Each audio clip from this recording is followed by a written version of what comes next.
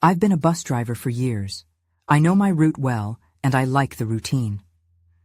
After losing my family in a tragic accident, I threw myself into my job. I wanted to make the students safe and welcomed. But a few months ago, something strange happened. It was a foggy Monday morning when I pulled up at my first stop. I saw a group of students I had never seen before. They looked older, and their clothes were out of place. It made me uneasy. Maybe they were new?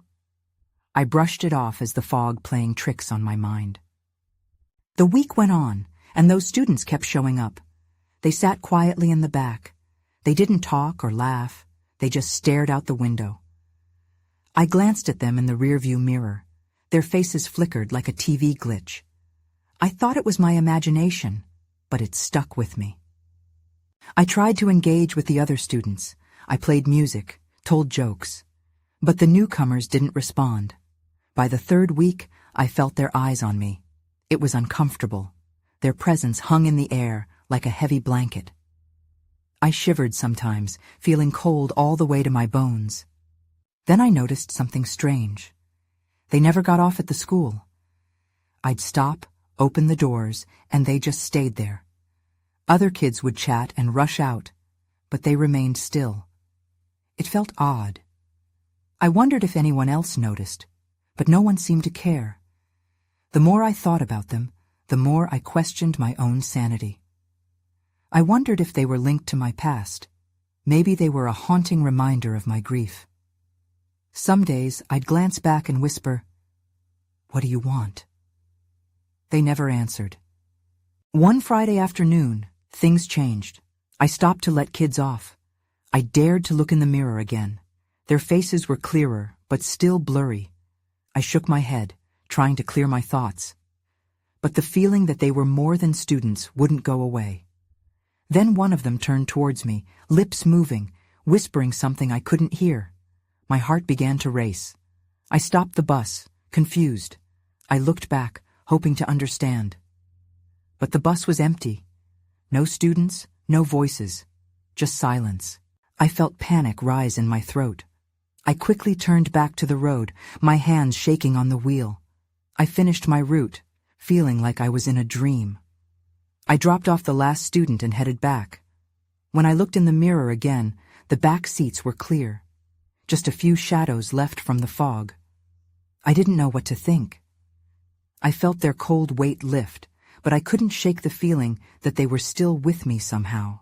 That night, I lay in bed, staring at the ceiling. I thought of those kids. Had I really seen them?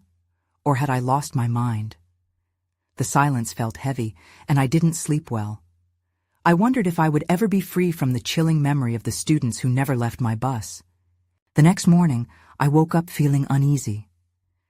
The events of the last few days lingered in my mind like a strange fog. I got dressed, but I couldn't shake the feeling that something was off. I glanced out the window. The sky was gray, just like the days before. Was it going to be one of those days again? I got in the bus, ready to start my route. My stomach knotted as I turned the key in the ignition. I drove through the neighborhood, watching for familiar faces. The young kids laughed and hurried to the stop, as always. I felt a bit of relief wash over me, until I remembered those kids in the back. As I picked up each student, I scanned the seats. There was no sign of the shadowy figures. I thought maybe they were just a figment of my tired mind, but doubt gnawed at me. After the last pickup, I glanced in the mirror. Still empty. I tried to breathe easier. But as I pulled up to the school, a chill crept over me. My hands were clammy on the wheel. I stopped, opened the doors, and watched. Students hurried out, but those unfamiliar faces were glaringly absent. I shivered, unsure if I was relieved or disappointed. I parked the bus and made my way to the break room. My coworkers were chatting and laughing, but I couldn't focus. They seemed so carefree. I envied their normalcy.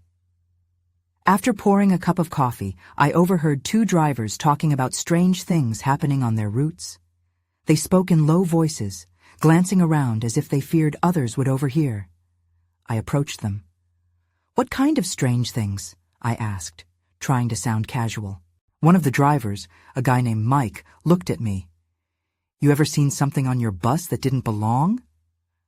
My heart raced as I considered my own experience. "I might have." He leaned in. "Like kids? You know, ones that appear and disappear?" I felt my stomach drop. "How did you know?" "It's happening to a few of us," he said, glancing at the door again. "I've seen them. They're not real, man. You just have to ignore them. It gets worse if you engage." His words sent a shiver down my spine. Why would he say that? What did he mean by, "it gets worse"? Before I could ask for more details, the bell rang. Time to head back to the bus. But a strong urge washed over me. What if I didn't ignore them? What if I finally faced this thing head on? When I got on the bus, I checked the back seats again, half expecting the familiar faces. Nothing. Just an empty echo. But my resolve hardened. As I drove, the other students chatted happily. I forced myself to concentrate, but the weight of the unknown pressed down on me. I wanted answers. I felt it deep in my bones. Then, out of the corner of my eye, I caught a glimpse of movement. It was quick, almost imperceptible. I turned my head just in time to see the outline of a figure slip behind the curtain that separated the back of the bus. That's when I knew I couldn't just ignore it anymore. I pulled over, heart pounding. Everything else faded away. Suddenly, all I wanted was to confront whatever was hiding there. I took a deep breath and stepped out of the bus, my heart racing. The kids inside chattered away, oblivious to the tension hanging in the air. I felt a strange mix of dread and anticipation. I hesitated for a moment, then made my way to the back of the bus. As I approached, the noise from the students faded. All I could hear was the sound of my breathing and the faint rustle of the curtain. I reached out to pull it aside, but my hand trembled. What if it was just a trick of my mind? What if I was about to unleash something I couldn't control? I grabbed the curtain and yanked it back. The back seat was empty. My stomach sank, just shadows, nothing more. But as I turned to leave, I caught sight of something on the floor, a small, dusty doll. It didn't belong to any of the kids. I knelt down and picked it up. The fabric was worn, the eyes glassy and eerily lifelike. I studied it closely, trying to understand its presence. How did it end up here? Before I could dwell on it any longer, I heard a laugh, sharp and high-pitched. It echoed around me, but the students were still oblivious. I turned quickly, searching for the source. Nothing. Just the sound of children talking. I tried to stay calm. Maybe this was just the stress of the job getting to me. But as I stood there, clutching the doll, the laughter faded and morphed into whispers. They filled the bus, circling around me like a turbulent wind. "Take us home," they seemed to say. My breath came quicker. I glanced at the kids. They were distracted, chatting about something harmless. Whatever was happening felt real. I dropped the doll back to the floor and stepped back, trying to distance myself from whatever this was. "Something strange is going on," I murmured under my breath, more to myself than anyone else. I couldn't shake the feeling of being watched, of unseen eyes lurking in the shadows. I got back into the driver's seat, gripping the wheel tightly. I couldn't let fear take over. I had to be in control. As I started the bus again, I turned the mirror toward the back, hoping to catch sight of the shadows. But the seats were empty, just like before. The whispers faded as I pulled away from the curb, but a sense of unease settled in my chest. I wasn't just dealing with figments of imagination anymore. Something was here with me. Something that wanted me to acknowledge them. Then, just as I rounded the corner, I spotted them again. An image of two children, their faces twisted in mischievous grins, appeared in the reflection. They stood at the edge of the road, just long enough for me to register their presence before they vanished. I gasped, my heart hammering against my ribs. Who were they? Would I ever understand the rules of this strange game? As I drove on, the questions buzzed in my mind like angry bees, relentless and demanding attention. I knew I had to find out more. There was no turning back. I had to confront whatever this was. But how? A thrill of fear mixed with determination surged through me. The emptiness around me felt heavier and more threatening. Wherever those kids were, it was only a matter of time before they came back. As the bus rolled to a stop, I decided then and there, tomorrow I would return to that spot. I would look for answers, no matter what it took. Because deep down, I understood. I was already more involved than I'd ever anticipated. The next morning, I woke up with a knot in my stomach. The dreams from last night were fragmented, but they left an unsettling feeling. I couldn't shake the image of those two children from my mind. I forced myself to push the fear aside as I prepared for the day. As I drove to school, the streets felt familiar but eerily different. Everything seemed muted, as if the colors were washed out. I arrived at the bus depot, and while the morning sunlight streamed through the trees, I didn't feel comforted. Today was my chance to uncover the truth, and that thought both thrilled and terrified me. After dropping the kids off at school, I made my way to the bus's back seat, the place that had haunted me since yesterday. The doll was still there, sitting ominously on the floor. I picked it up again, finding it even more unsettling than before. What was it trying to tell me? I decided to search the bus for any clues. I rummaged through the compartments, feeling slightly foolish. There had to be something here that could explain the whispers, the laughter, or the shadows. As I searched, I noticed a frayed piece of paper taped under the driver's seat. I pulled it out, my heart racing. It was an old bus route map with faded lines and odd markings. One spot was circled in bright red ink. I stared at it for a moment, unsure of what it meant. Was it a location I should visit? The words, "Take us home," echoed hauntingly in my mind, pushing me to explore whatever this was further. Afternoon came faster than I expected. I found myself parked at the spot marked on the map. An old playground, strangely abandoned now. The swings creaked in the wind, and rust painted the metal. There was something chilling about the emptiness, but I stepped out of the bus anyway. "Hello?" I called, hoping for a response, but the sound swallowed into the silence. I walked closer to the swings, when suddenly a cold breeze whispered, "Play with us." I froze. The voice was not just in my head now, it was real and clear. I turned to look, half expecting to see the same two children from yesterday, but there was no one. Only the playground, the swings, and the shadows dancing in the fading light. Then movement caught my eye, a flash, fleeting and quick. I turned to see a shadow dart behind one of the trees at the edge of the playground. My heart raced. The fear I'd been holding at bay surged back. "Who's there?" I shouted, my voice stronger than I felt. My pulse quickened as I approached the tree, half expecting something terrible to happen.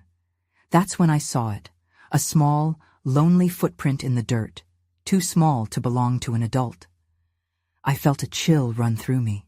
Someone had been here, someone who had left a piece of themselves behind. What did it mean? And why did it feel like I was being drawn deeper into this mystery? I took a step back, glancing over my shoulder at the bus. I needed to leave, but my feet felt stuck. The whispers were returning, swirling around me like smoke, saying, "Stay with us." Just then, my phone buzzed in my pocket, startling me. I pulled it out to check, but the screen was dark. It wasn't dead, it just didn't show anything at all. I looked up and realized the shadows were closing in, creeping toward me from all sides. I turned and ran back to the bus, my mind racing. Whatever was happening, it was escalating, and I had no idea what was waiting for me next.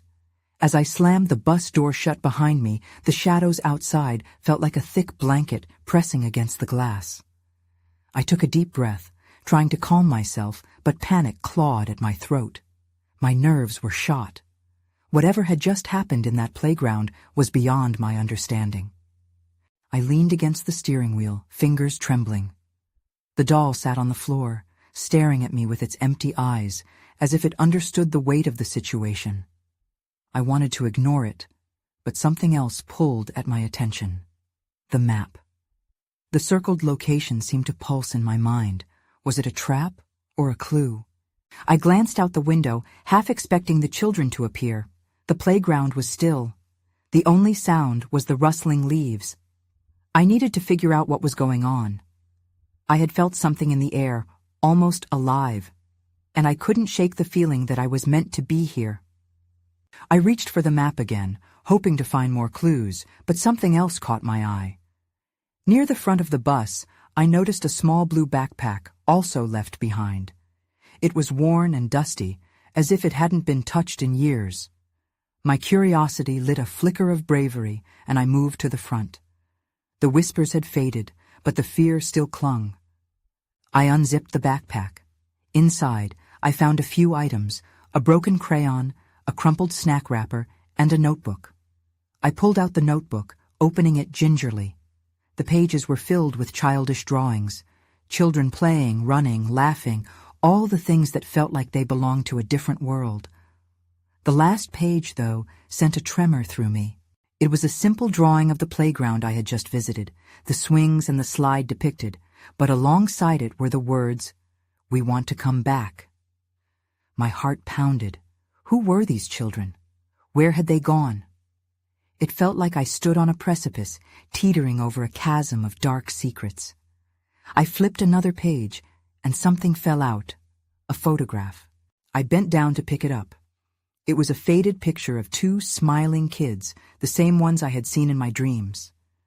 I felt my breath hitch. Was this a coincidence? It seemed impossible. I turned the photo over, revealing scribbled names: Ella and Jack. My hands shook as realization collided with dread. These weren't just whispers in the wind, they were echoes of lost lives. Just then, a loud thud jolted me from my thoughts. It came from outside the bus, sharp against the stillness. My heart raced again. I glanced toward the window, and there, amidst the encroaching shadows, a figure emerged from behind the trees. It was a child, small, with bright eyes, looking straight at me. The same lightness that once filled my heart was replaced by dread. "Help," the child whispered, barely audible, yet it shattered the silence. I needed to decide. Should I open the door? What if it was a trick? Each passing second felt heavy. I was already deep into this mystery. I gripped the photo a little tighter, the faces looking up at me. Whatever fate I was entangled in, it was rapidly drawing closer. But before I could act, the world outside the bus went dark, and a strange quiet enveloped me. I felt the weight of the shadows pulling me in. My pulse raced, and I knew I had to confront whatever was out there before it was too late. As I took a step toward the door, I heard a voice again, clear and firm, saying, "Come play with us." I hesitated. Did I dare? I took a deep breath, my hand hovering over the door handle. The voice danced in the air, wrapping around me like a vine. Come play with us. It was innocent, yet sinister. I could feel the pulse of decision beating in my chest. I jolted as another thud interrupted my thoughts, louder this time. The kids stood closer, fearlessly looking up at me. I couldn't see the details of their face, just the glimmers of those bright eyes in the dark. Fear wrestled with curiosity inside me. What if they truly needed help? I pulled the door open slightly, peering into the night, trying to gauge the situation. "What do you need?" I managed to ask, my voice trembling. The child pointed beyond the trees, a gesture inviting and grave. "They want to come back." Their voice, now louder, seemed to echo around me. Each word held a weight like stones dropped in water. "Play with us, please." I felt the sting of tears as the child's plea wrapped around my heart. They didn't look threatening. I wanted to believe they were real, that they were just kids needing rescue. Yet instinct screamed in my head. What if it was a trap? What if Ella and Jack were waiting just beyond the darkness, ready to pull me into whatever gloom held them captive? I slammed the door back shut, securing it against whatever lay beyond. A shiver ran down my spine as the shadow grew thicker outside the bus. For the first time, I noticed the air grow colder, almost biting. It felt as though it reached toward me, whispering secrets in muffled tones. Then, the backpack and notebook felt heavy in my grip. I unzipped the pack again, my hands shaking as I rifled through its contents. There had to be something, some clue to help me understand what I was dealing with.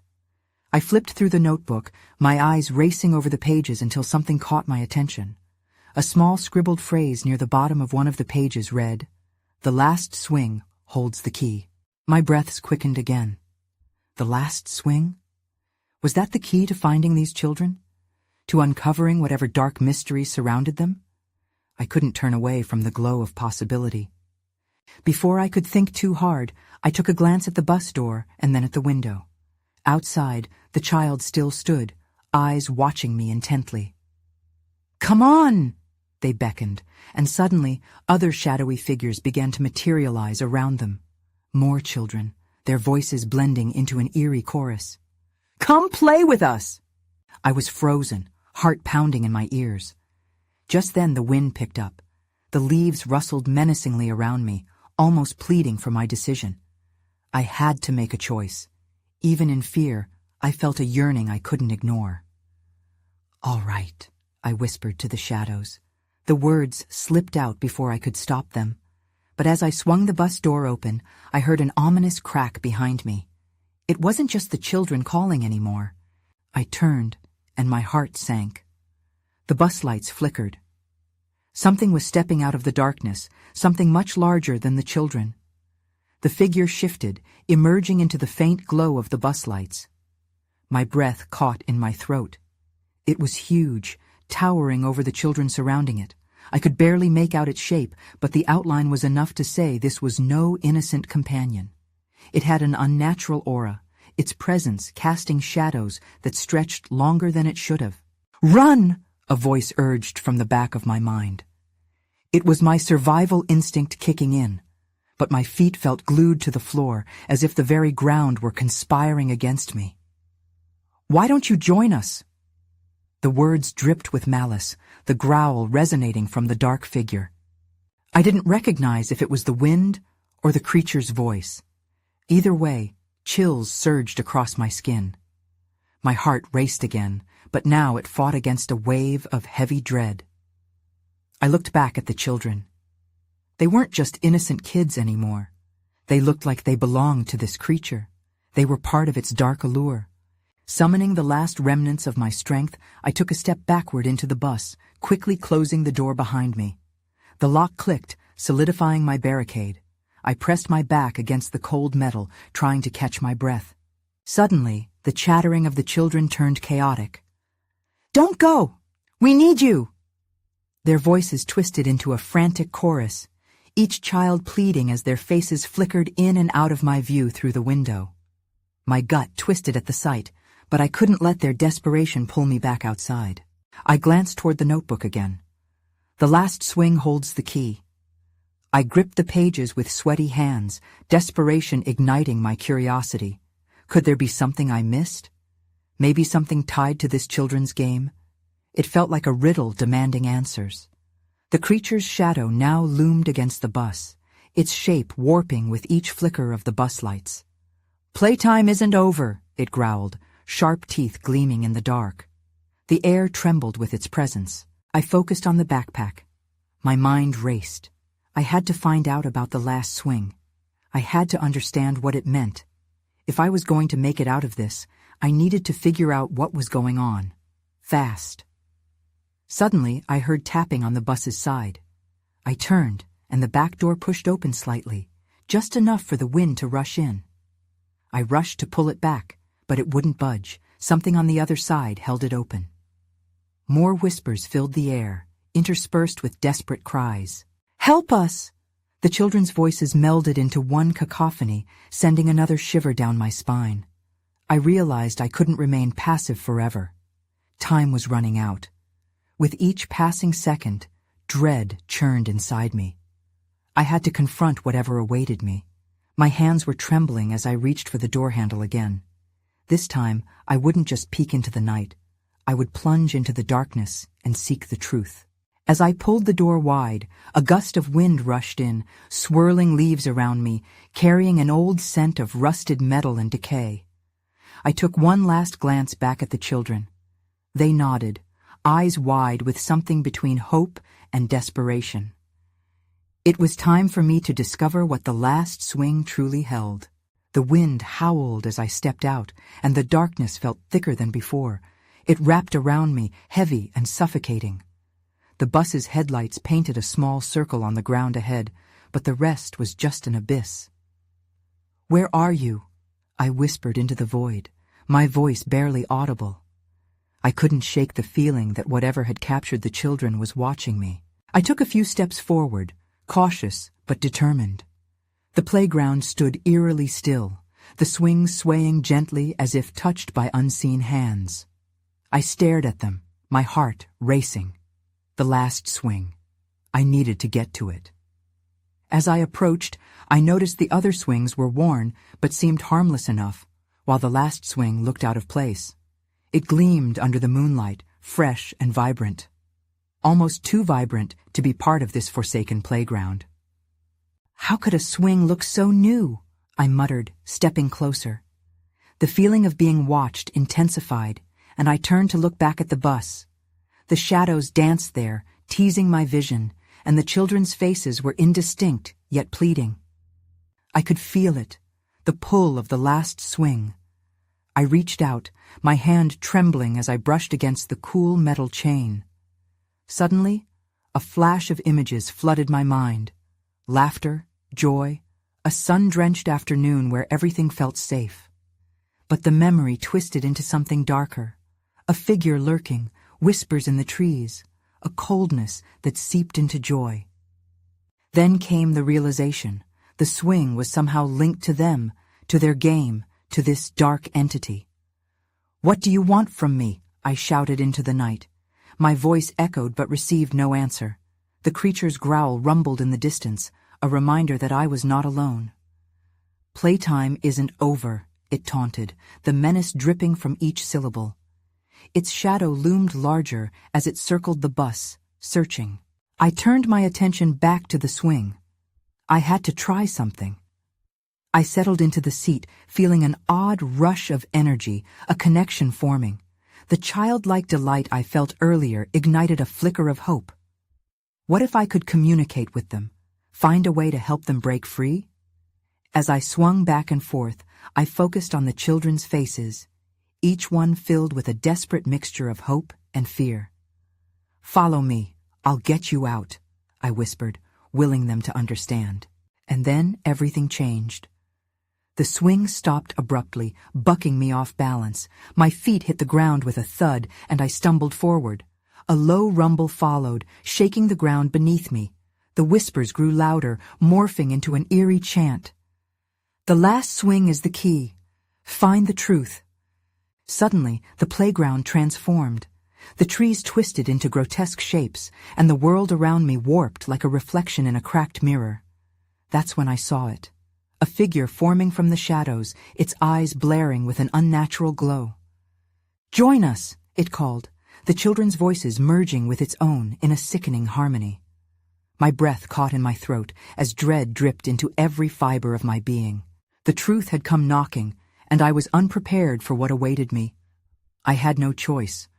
I had to uncover the darkness lurking within the last swing before it swallowed me whole. The air around me thickened, heavy with a sense of impending dread. I stumbled backward, heart pounding.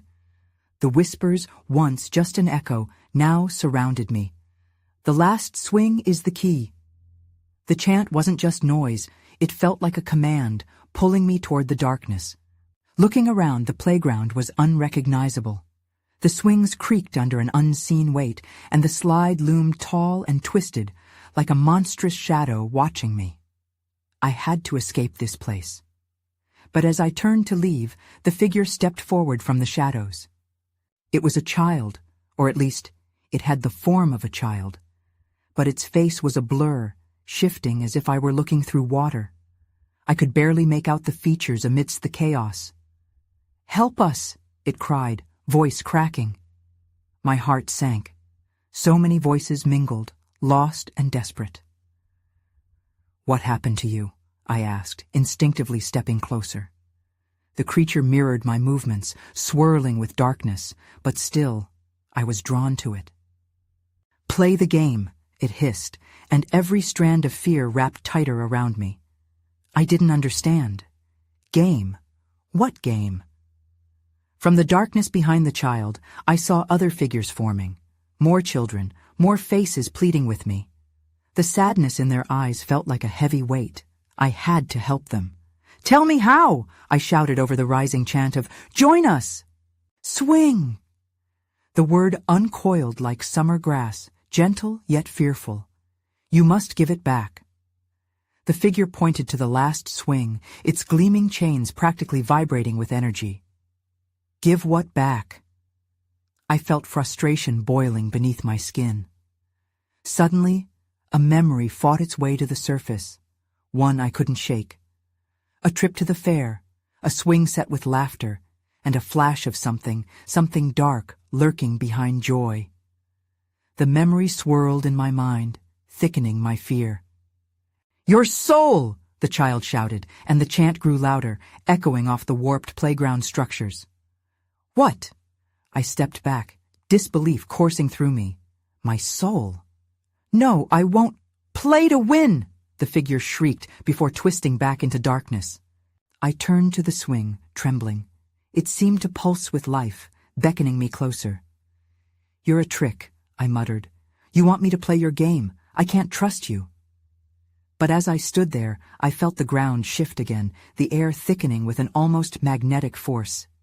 Before I could run, the dark creature dashed toward me, its form shifting like smoke. "You're already playing," it thundered. In that moment, I felt the chill seep into my bones. The playground's magic trapped me, and it was pulling me back toward the swing. A flash of light erupted from the center, blinding for just a moment. When it faded, I realized something horrifying. The children were gone. The swing was now surrounded by ethereal shadows, cutting me off from escaping. "You've become one of us," echoed 1,000 voices, drawing me closer to the gleaming swing. No, I couldn't let that happen. With every ounce of strength, I shouted, "I won't play your game." But the truth felt like a knife edge, poised to cut through the darkness. Then came the warning. You cannot escape without knowing. And that's when I felt it. A pull, stronger than before, dragging me toward the swing. I was on the brink of finding out how deep this game went. But before I could act, the shadows closed in around me, and everything went dark. All I could feel was weightlessness, as if the very fabric of reality had come unthreaded. I struggled, fighting against the pull of the darkness, but it clung to me like cold fog. My mind raced, recalling the faces of the children, the ones in the photographs, the ones who whispered, the ones who seemed tethered to this playground and the swing. Suddenly, light burst forth, sharp and blinding. I blinked, disoriented, and found myself back on the bus. Heart racing, I looked around. The familiar interior was unchanged. No children, no whispers, just an empty cabin. I hesitated, unsure what had just happened. But then I remembered. The last swing, its pull. I gripped the steering wheel tight, breathing heavily. Had it all been a dream? Or was it real?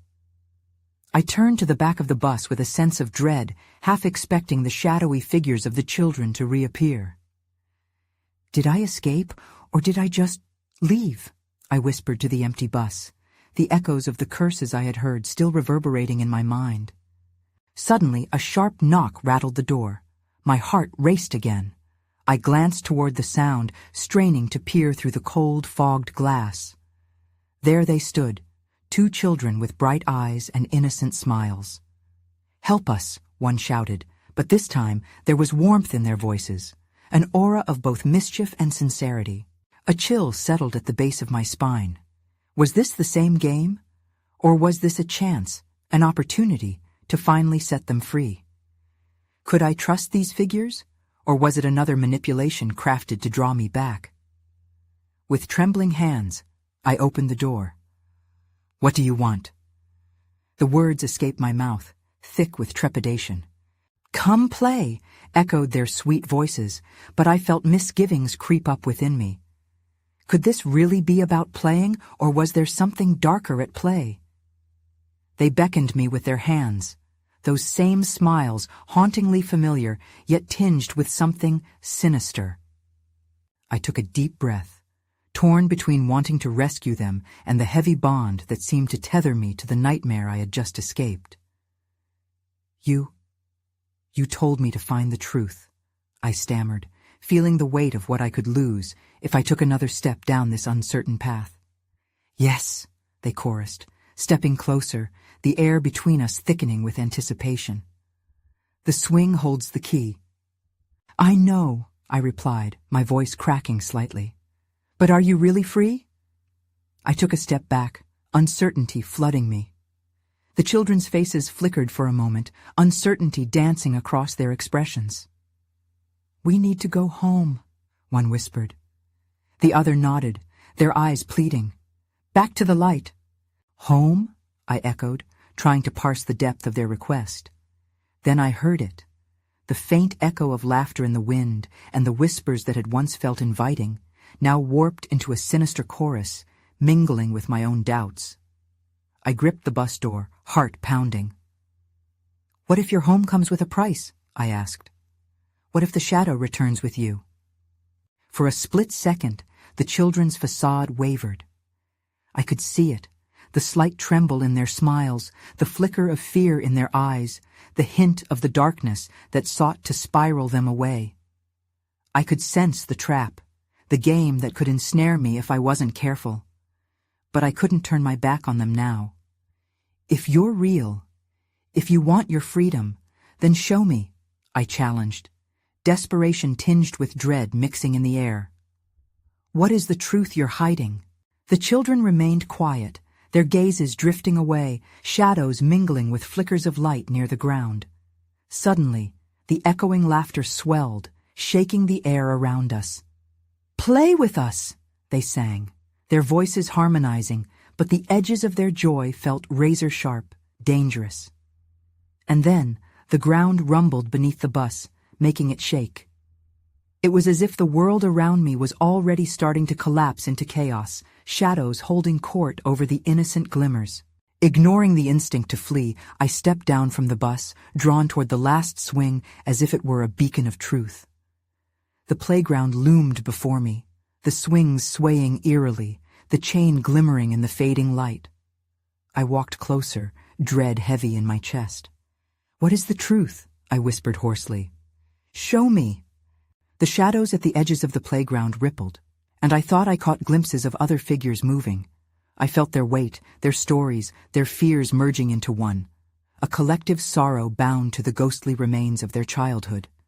The whispers returned, wrapping around me.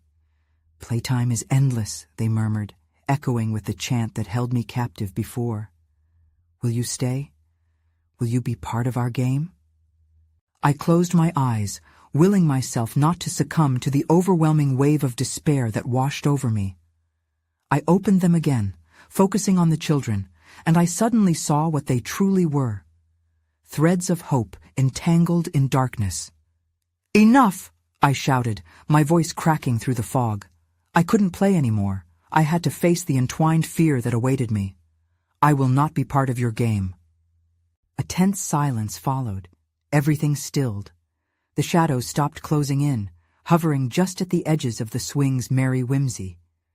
The children turned back to me, surprise etched on their faces, and in that breath of silence, I knew something had shifted. My heart pounded as I turned toward the last swing, but this time I stepped forward, determined. "You all deserve to be free. No more games." As I reached for the swing, I felt it, a power thrumming through my fingertips. I gripped it tightly, pulling down with everything I had. The very air around us shimmered, releasing the trapped cries, the entangled fates that held the children captive for too long. The shadows writhed, mingling with the light that burst forth. "This is the truth," I declared, the words ringing out into the void.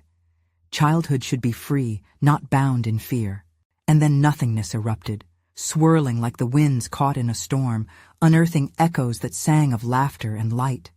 Figures emerged, faces brightening, the chain of darkness falling away. A flash enveloped everything. The bus, the playground, the shadows. All of it dissolved into shimmering particles, flowing into the sky.